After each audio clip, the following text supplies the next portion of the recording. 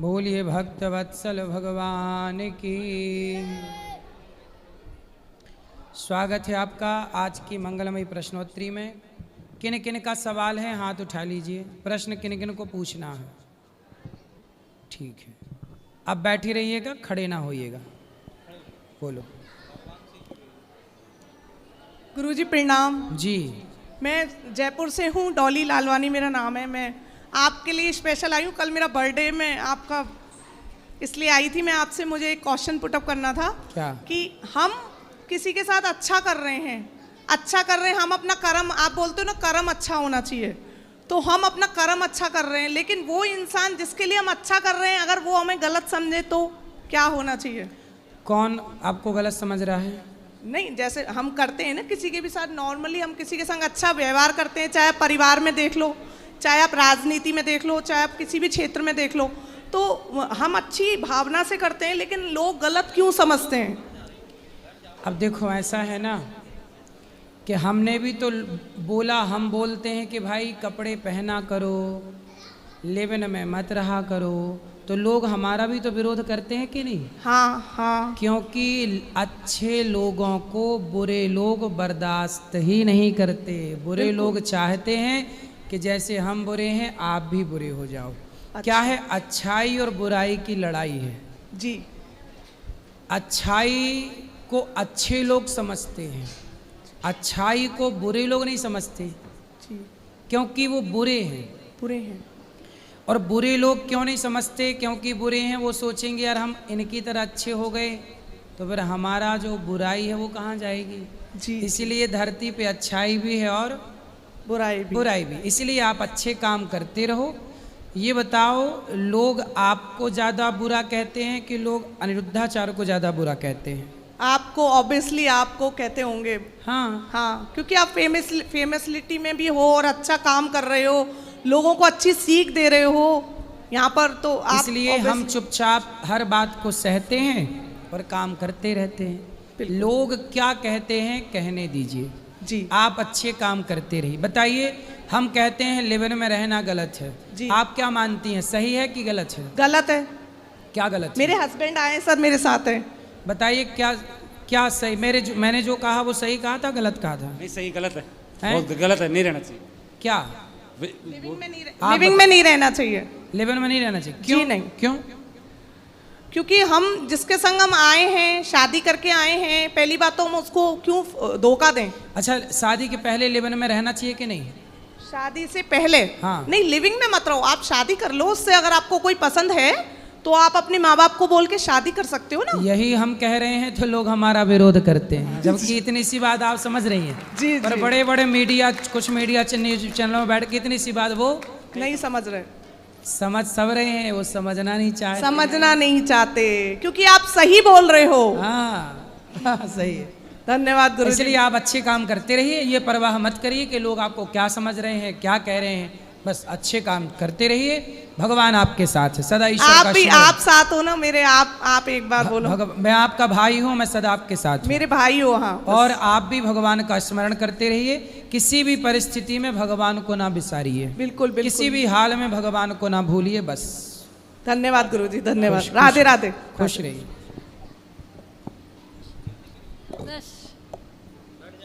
जय श्रीमन नारायण गुरुजी। जय श्रीमन नारायण। गुरुजी, मैं कानपुर से आई हूँ, मैं आपका आशीर्वाद चाहती हूँ। आशीर्वाद है।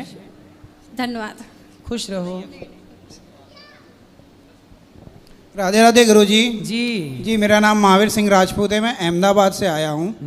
हम लोग 5 लोग आए हैं साथ में, काशी वगैरह सब जगह घूम के आए। मेरा सवाल एक था कि मैंने पिछले अपने जो जीवन में वक्त गुजारा है उसमें अपने माँ बाप को मैंने बहुत दुख दिया है।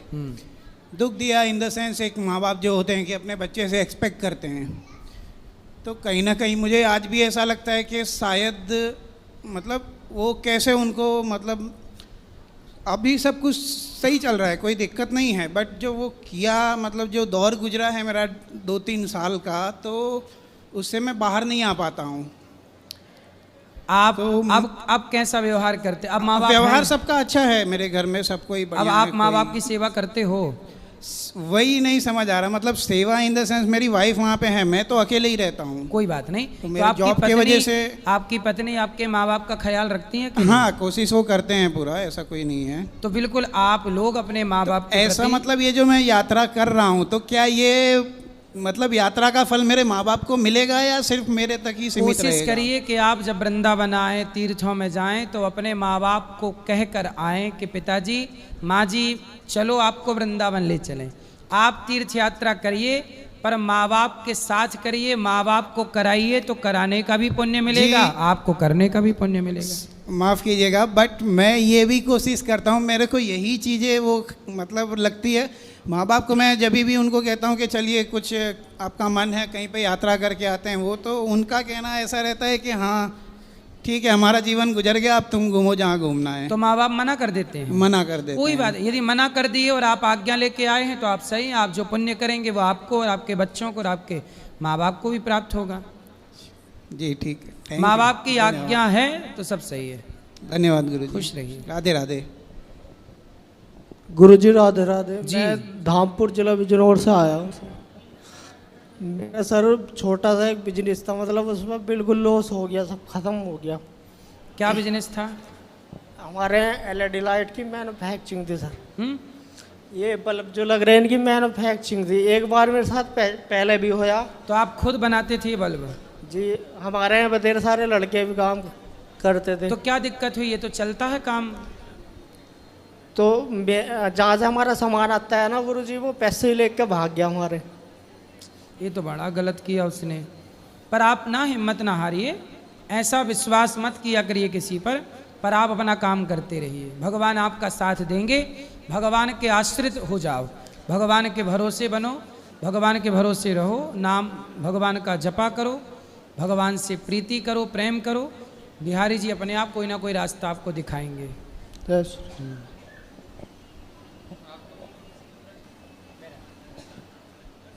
राधे राधे गुरु जी। जी आपके चरणों में कोटि कोटि प्रणाम। खुश रहिए।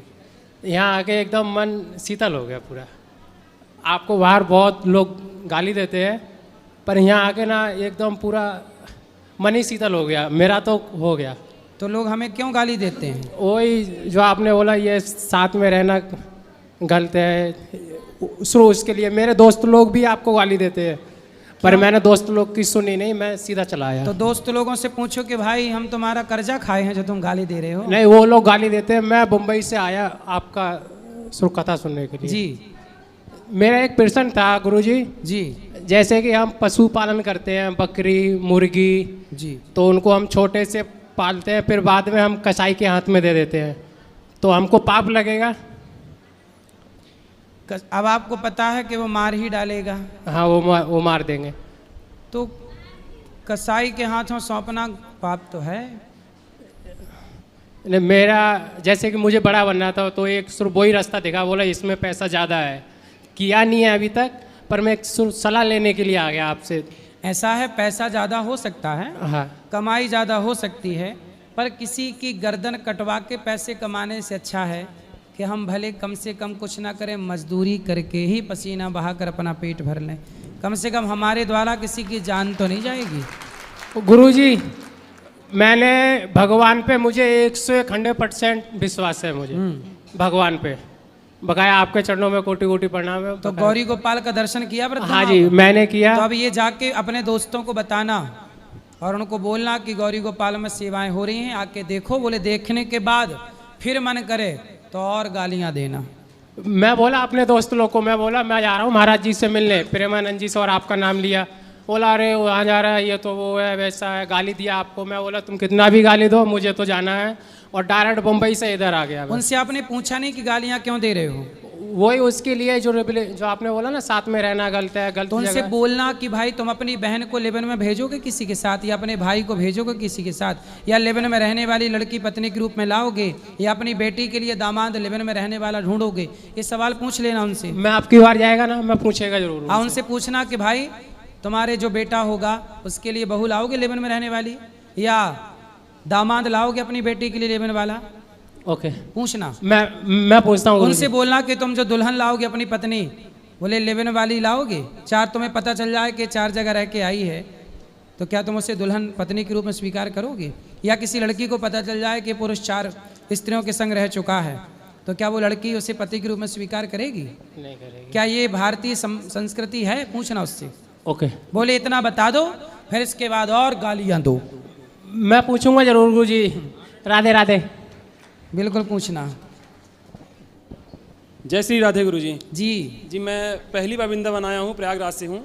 और मेरा प्रश्न ये है गुरुजी कि जैसे सब बोलते हैं कि कर्म का फल, कर्म करते जाओ फल मिलेगा आपको, तो उस फल का फायदा ही क्या है जो एक कर्म करते करते हुए वो समय बीतने के बाद हमको मिले? जैसे कि मैं एक छात्र हूँ, मैं अपना कर्म करते चला जा रहा हूँ, लेकिन मुझे फल मिलने का नाम ही नहीं ले रहा है। मुझे ये जानना है कि मैं कहाँ ऐसी गलती कर रहा हूँ या कैसी मैं भूल कर रहा हूँ कि मुझे वो फल मिलने का नाम ही नहीं ले क्या रहा है। चाहते हो आप? कौन सा फल चाहते हो? मैं ये चाहता हूँ मुझे सफलता मिले, मैं जो कर्म कर रहा हूँ उसी के बेस तो पे। क्या जैसे चाहते हो? कौन सी सफलता? जिस बेस में, जिस स्थिति में या जिस फील्ड में मैं प्राइवेट हूँ। जाना चाहते हो? सरकारी नहीं, जॉब ढूंढ रहे सरकारी हो? जॉब की तैयारी करता हूँ मैं। सरकारी। और जैसे मैं 10 पॉइंट की तैयारी कर रहा हूँ, तो उस पे बेस पे मुझे अगर प्राइवेट में जाता हूँ तो 2 पॉइंट या 3 पॉइंट की स्टार की नौकरियाँ मिलती हैं, तो वो मेरे लिए अच्छी नहीं है। तो आपको नौकरी करना है सरकारी? सरकारी नहीं करना है मुझे, मैं मतलब काबिलियत के हिसाब से मुझे, या प्राइवेट मिले या कोई भी मिले, मैं कर्म कर रहा हूँ तो मुझे फल मिलता ही क्यों नहीं है? तो भगवान हो सकता है आपके लिए बड़ा डिजाइन कर रहे हो, बड़ी चीज तो उसके ढूंढ के रख रहे हो, उनके बड़े उसके लिए आपको सुधार करना उनके पड़ेगा। बड़े विचार के चक्कर में माता पिता मेरे पर जो प्रेशर बनाते हैं उसका सुनो। क्या इलाज करें फिर? मैं आपका इलाज किए दे रहा हूँ। जी, आप कह रहे हैं कि मुझे नौकरी चाहिए, कितने तक की नौकरी चाहिए? नौकरी कितने तक की नहीं होती फिर गुरुजी, भी एक जो मेरी जो ठीक है, क्षमता है या जो आपकी मेरी वो क्षमता लिमिट के है। अनुसार आप कितना चाह रहे हैं? उम्मीद क्या है आपकी? उम्मीद तो बहुत है, फिर भी जैसे बता मैंने दो। यूपीएससी की तैयारी करी हुई है या यूपी सिविल। तो कितना आप चाह रहे हो? महीने का कितना मिलना चाहिए? यूपीएससी की तैयारी के बाद कितना मिलता है? सैलरी से मेरा कोई लेना देना नहीं है। मैं ये चाहता हूँ मेरी काबिलियत के हिसाब से मुझे नौकरी मिले। ठीक है, काबिलियत अच्छी है आपकी, माना की, और अच्छी नौकरी मिल गई तो कितना कमाओगे वही मेरे को बता दो। कमाने के लिए मैं नौकरी नहीं करना चाहता हूँ, मैं सेवा के साथ में, सेवा के भाव से मैं नौकरी तो करना मतलब चाहता जहाँ हूँ। इस नौकरी वजह से- करोगे वहां से पेमेंट मतलब नहीं लोगे, है ना? नहीं, पेमेंट तो वो तो लेंगे, वो अपनी सेवा के लिए पेमेंट लेंगे, जो मैं दूंगा सेवा वही तो हमें तो उत्तर दो, कितना चाह रहे हो? 50,000, 1 लाख, बस 2 लाख, 4 लाख, कितनी उम्मीद है? मिनिमम या 80,000 से 1.5 लाख के बीच में बस something। 1.5 लाख चाहिए आपको? वो उससे मेरा स्थिति या मेरी सुनो, स्थिति में सुनो, सुधार हो अब जाएगा, आगे का वही मुझे सुनो। चाहिए बस। 1.5 लाख रुपए महीने की नौकरी आप चाहते हैं, सही है ना? जी जी सीधी बात है ना? जी 1.5 लाख रुपए महीने की नौकरी आप चाहते हैं, जी मिल जाएगी। परंतु सोचिए, हो सकता है भगवान चाह रहे हो कि आप 5 लाख रुपए महीना कमाओ, जी, वो बात शायद भगवान चाह रहे हो कि आप 10 लाख कमाओ। ये कैसे होगा? आप इतने टैलेंटेड हो, इतने योग्य हो, इतने योग्यता होने के बाद भी आप ढूंढ क्या रहे हो? नौकरी। बनना क्या है आपको? नौकर। तो नौकर क्यों बनना साहब? मालिक बनो ना, नौकरियां लेना क्यों है? नौकरियां दो, आप 10 लोगों को नौकरियां दे सकते हैं, आपके अंदर क्षमता है। जी, आपका कहना बिल्कुल सही है, लेकिन मालिक बनने से पहले नौकर ही बनना पड़ेगा ना गुरुजी। ठीक है, तो नौकर बन जाओ, 20,000 के भी मिल रही है तो कर लो, नौकर बन जाओ 2-4 महीने, जी अनुभव पालो 2-4-6 महीने का, इसके बाद सीधा मालिक बनो ना। जी, और क्यों एक- दिमाग लगा रहे हो नौकर बनने में? और एक प्रश्न है गुरुजी कि मैं पहले ऐसा- बताओ, हमने जो कहा वो सही कहा गलत बिल्कुल कहा? सही कहा आपने। ऐसा कुछ- इसलिए नौकर बनो ही मत, जी नौकरियां दो। हमारे आप चाहते हो कि भारत से बेरोजगारी चली जाए? बिल्कुल चली जाए। चाहते हो ना? तो तब जाएगी जब ऐसे आप जैसे पढ़े लिखे युवा नौकरी लेने के लिए नहीं, नौकरी देने की लाइन में खड़े होंगे। जी जी बिल्कुल इतने काबिल हो, नौकरियां वो करें जो कम पढ़े लिखे हैं। जी आप इतने पढ़े लिखे हो, नौकरियां देने वाले बनो। गुरुजी, एक और सवाल है कि हम जैसे जो छात्र हैं, लाखों करोड़ों छात्र हैं, वो मतलब ऐसा कौन सा कर्म करते जाएं कि मतलब उनको भविष्य में मतलब चिंता करने की स्थिति न पैदा हो, या कि मतलब इतना पढ़ रहे हैं, ये हो नहीं रहा है, वो नहीं हो रहा है, मतलब ऐसे कौन से काम करते पढ़ना जाएं? अच्छी बात है, पर टेंशन नहीं लेना। जी आप लोगों ने थिंकिंग गलत बना ली है, सोच ही गलत। अब आप इतने समझदार हो और आप जैसे लाखों बच्चे हैं, लड़कियां और लड़के, पढ़ लिख के क्या नौकरी नहीं मिल रही है? अरे 1 नंबर से रह गए, कई बच्चे तो आत्महत्या कर लेते बिल्कुल हैं। कर लेते हैं सर। 1 नंबर से रह गए, नहीं लग पाई जॉब, नहीं हो पाया सिलेक्शन, चलो अब मर जाते। अरे मर जाना समाधान है? समाधान तो नहीं है गुरुजी, ये इसलिए बात तो सही है। हारो मत, भागो मत। अर्जुन भी भाग रहे थे, मैं नहीं करता युद्ध। भगवान ने कहा कर। जो व्यक्ति अपने कर्म और धर्म से भागता है, भागते हुए लोगों के लिए ही भगवान ने भगवत गीता सुनाई है। इसलिए थोड़ा भगवत गीता पढ़ो, कभी नहीं भागो। और आप जैसे युवाओं से मैं कहता हूँ, इतना पढ़े हो, नौकरी क्यों करना है? नौकरी करना है ये सोचो ही मत। तो आप बिजनेस करेंगे, व्यापार करेंगे तो कितने सीए, कौन सी पढ़ाई सबसे उत्तम है? वो पढ़ा लिखा व्यक्ति आपके घर नौकरी करेगा यदि आप में काबिलियत है तो, है ना। इसलिए कहते हैं कि मन लगा के कर्म करो। गीता यही कहती, कर्म कर फल की इच्छा मत कर। कर्म करो तो आप गलत दिशा में कर्म कर रहे हैं, ठीक है, आप वो भी ठीक है, करो, सिलेक्शन भगवान करे आपका हो जाए, आप जो चाहते हैं हो जाए। लेकिन मैं चाहता हूँ, भगवान चाहते हैं कि आप और कुछ बड़ा करें और आप छोटे में उलझे हैं। एक बात बताएं, आपने पूर्व राष्ट्रपति का नाम सुना ही होगा, डॉक्टर APJ अब्दुल कलाम जी। सुना? उनकी हिस्ट्री पढ़ी है आपने? बिल्कुल पढ़ी है सर। क्या पढ़े हैं? बहुत पढ़ी है। वो छोटे से एक कस्बे से आए, जो कि एक लाइट से उनके यहाँ एक मोमबत्ती तक नहीं थी। ठीक, इतना पढ़ा। और क्या पढ़ा है? और मिसाइल मैन भी बने थे वो, जाके आगे चल के मिसाइल मैन के नाम से विशेष बात आप पढ़ना भूल गए, कहो तो मैं बता दूं। जी बिल्कुल, आप पढ़े होंगे, मैं याद दिला दूं। जी बिल्कुल भी। अब्दुल कलाम जी एक बार जी दिल्ली आए थे, उनको उनका सपना था कि वो पायलट बने, एयरफोर्स में सिलेक्शन तो वो चाहते थे, उनका सपना था, पहला वही था। वो नहीं बन पाए जी। तो जब उनका सिलेक्शन नहीं हुआ, वो पायलट नहीं बन पाए, तो उनको लगा चलो अब हम आत्महत्या कर लेते हैं। जी। ये अब्दुल कलाम जी की घटना सच घटना है जी, उनकी किताब में भी उन्होंने लिखा हुआ है। हाँ, जीवन में उन्होंने गंगा के किनारे जाकर के मरना चाहा कि मैं गंगा में कूद जाऊंगा और आत्महत्या कर लूंगा। तब वहां एक संत मिल गए उनको। संत ने कहा बेटा क्या कर रहा है? तो अब्दुल कलाम जी ने संत जी को अपनी सारी बात बताई कि मैं आया था दिल्ली, मैं बनना चाहता था ये, पर मुझे सिलेक्शन नहीं मिला, मैं अब आत्महत्या करूंगा। संत जी ने कहा अच्छा चल, मरना ही चाहता है, कल मर जाना, चल मेरे साथ। तो अपने आश्रम ले गए, भोजन पानी कराया और समझाया कि बेटा शायद भगवान तेरे लिए कुछ बड़ा डिजाइन कर रहे हो और तू इतनी सी नौकरी चाहता है। संत की बात अच्छी लगी, कहा मैं घर कैसे जाऊं, किराया नहीं है। संत जी ने किराया दिया अब्दुल कलाम जी को, वो घर गए, उसके बाद मन लगा के पढ़े, साइंटिस्ट बने, भारत के राष्ट्रपति। जो लड़का आत्महत्या करना चाहता था वो इस देश का सबसे श्रेष्ठ राष्ट्रपति बन के खड़ा हो गया। राधे राधे। ये है संतों के ज्ञान की ताकत। यदि वो संत ने मोटिवेट ना किया होता तो वो मर गए होते। इसलिए आप जैसे युवाओं को भगवान ज्यादा देना चाहते हैं। आप 1.5 लाख के पीछे भाग रहे हैं, हम चाह रहे हैं कि आप 10 लाख रुपए महीना कमाओ। बस आपका आशीर्वाद चाहिए बस गुरुजी। खुश रहिए। गुरुजी राधे राधे। जी गुरुजी, मैं आपकी कथा रोज सुनता हूँ दुकान में, घर पे। मेरे को आपसे मिलना था बहुत दिनों से। मेरी मम्मी भी बोल रही थी मेरे को कि मेरे को जाना है आपसे मिलने के लिए। जी। तो मेरे को आपसे मिलके बहुत खुशी हुई। मैं अपनी मम्मी को, मम्मी नहीं बेटा, मैया। मैया गुरुजी। बोलो मैया। जी गुरुजी। क्या जी? मैया। मैया गुरुजी। हैं? मैया गुरुजी। मैया गुरुजी क्या होता है? मैया। मैया। मैया गुरुजी। मेरा नाम राजेश कुमार मुहारे, मैं बालाघाट जिले से आया हूँ। मेरे को बहुत दिन से आपसे मेरे को मिलना था, मेरी मम्मी को भी मिलना था। तो मैं काम छोड़ के मैं मम्मी को लेके वृंदावन आया आपसे मिलने के लिए। तो मेरे को बहुत अच्छा लगा आपसे मिल। कोई सवाल? जी सवाल तो कुछ नहीं है, चलो। बट गुरुजी मैं मोबाइल रिपेयरिंग का वर्क है मेरा। अब मैं दुकान खोलना चाहता हूँ, बट मेरे दोस्त लोग हैं, मैं जहाँ वर्क करता हूँ आइट साइड वाले हैं, मेरे को भड़का देते हैं कि आपको आगे चल के बहुत नुकसान हो जाएगा, बट आपको किराया देना पड़ेगा। किसी की बातों में ना आओ, मन लगा के अपना काम करो, अपने टैलेंट को पहचानो, अपने को आगे बढ़ाओ। जी राधे राधे गुरुजी। खुश रहो। राधे राधे। राधे राधे गुरुजी। जी गुरुजी, मेरा एक सवाल है। बोलो।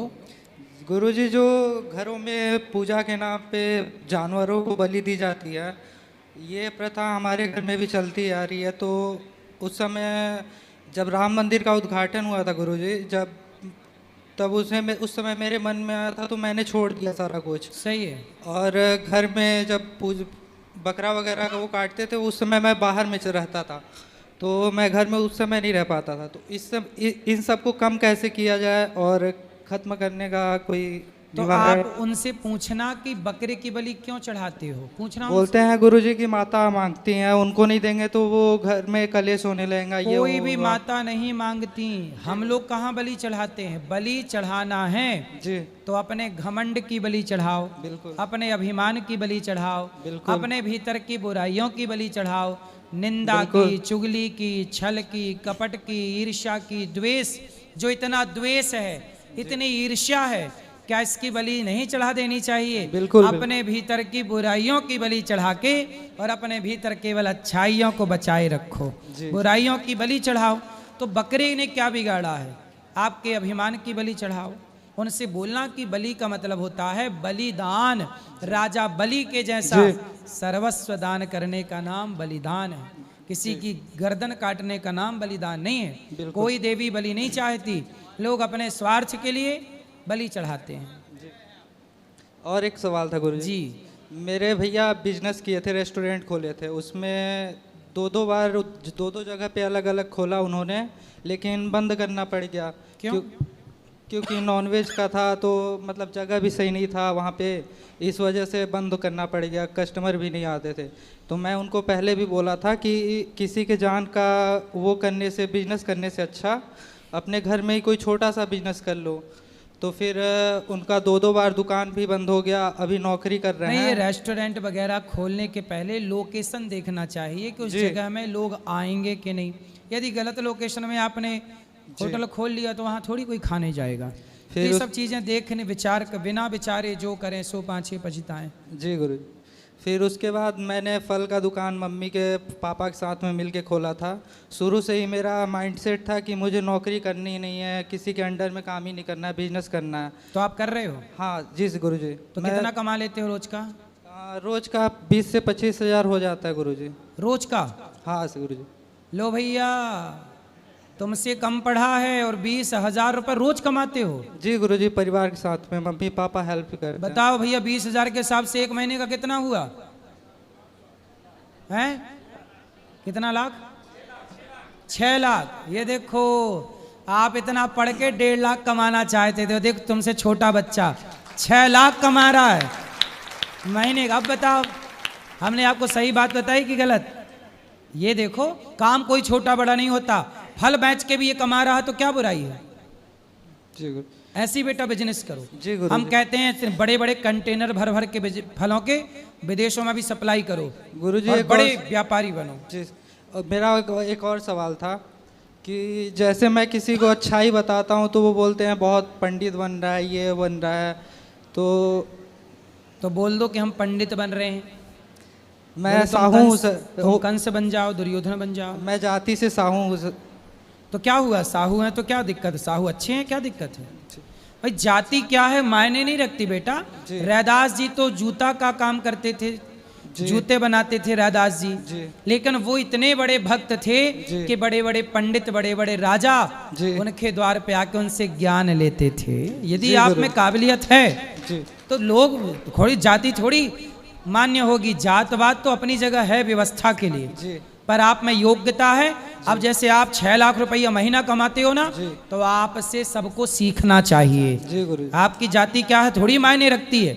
आप में काबिलियत है, आप में टैलेंट है, ये सबको सीखना चाहिए। आप जैसे आपकी उम्र के सारे लड़कों को आपसे सीखना चाहिए। तुम गुटखा नहीं खाते, नहीं, शराब नहीं पीते? पहले करता था गुरुजी, बट मन में दोस्तों के साथ में रहते रहते सीख गया था, बट फिर छोड़ दिया मैं फिर सारा कुछ। तो आप गुटखा नहीं खाते, शराब नहीं पीते, बीड़ी नहीं पीते, सिगरेट नहीं पीते, गांजा नहीं पीते, चरस अफीम नहीं लेते, तो आपसे समाज के बच्चों को सीखना चाहिए कि जब वो लड़का नहीं खाता पीता, शराब नहीं पीता, पैसे कमाता है, हम क्यों शराब पी के पड़े हैं गंदी नाली में, हम क्यों चरस पी के पड़े हैं गंदी नाली में? आपसे सीखना चाहिए। आपकी जात क्या है, क्या फर्क पड़ता है? आप बहुत कुछ सिखा सकते हैं समाज को, सिखाइए। जातवाद अपनी जगह है। चलो गुरुजी, राधे राधे जी। आपके चरण कमलों में नित्य का प्रणाम जी। गुरुजी, मेरा 3 प्रश्न है। बोलो।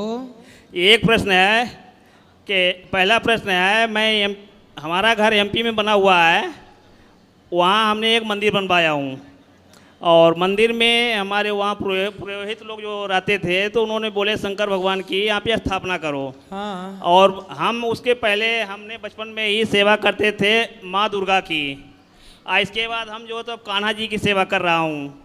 अब यहाँ दिल्ली से रहता हूँ, दिल्ली में। सही है। तो अब यही है कि अब मंदिर का उद्घाटन भी करना है, तो हम शंकर भगवान को रखें कि अब कान्हा जी तो हमारे साथ में ही रहते हैं, कान्हा जी इनकी भी सेवा हमेशा करते हैं हम, और हमारी धर्मपत्नी मिल कर करते हैं।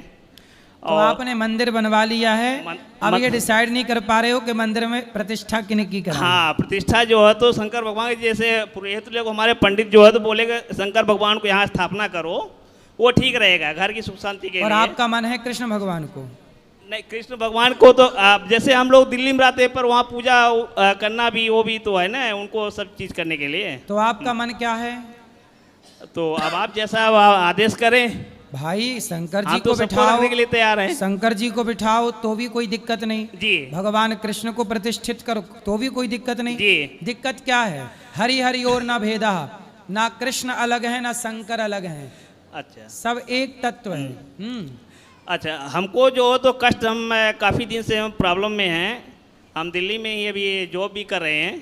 गुरुजी क्या हुआ कि लॉकडाउन के बाद हमारी तबीयत काफ़ी ख़राब हो गया था, डिप्रेशन हो गया था, परिवारों हमारी ख़त्म हो गए थे। चाचा लोग भी जो तो पहले ही एक्सपायर हो गए थे, इसके बाद 2017-18 में चाची एक्सपायर हुए, चाची का जवान लड़का ही ख़त्म हो गया था। ये लोगों को जो तो गया जी भी ले गया, अभी पिछले साल हमारे पिताजी गया जी ले गए। ले जाने के बाद तो भी जो तो भी उनकी आत्मा इधर उधर भटक रही थी। तो हम उन्हीं लोगों की, हमारे चाचा लोगों की, चाची लोगों की। तो अभी हम यहाँ पे जो तो अभी भागवत करा रहा हूँ, आज से चालू हो गया है। तो ये इससे जो तो सब चीज़ उद्धार हो जाएगा ना? बिल्कुल, उनकी सदगति होगी। अच्छा, कुछ हमारी जैसे छोटी 2 बहनें हमारी ख़त्म हुई थी, जैसे जन्म लेते हुए हमारी बहन ख़त्म हो गई थी, उनका नामकरण कुछ नहीं था। कोई बात नहीं, उनकी और एक जो तो ब्रह्म थे, वो सबका भी हो जाएगा। सबके लिए भागवत जी से 21 पीढ़ी का उद्धार होता है। निश्चिंत रहिए, अच्छा। खुश रहिए। और किसका सवाल है? चलो इस तरफ ले आओ जिनका भी है।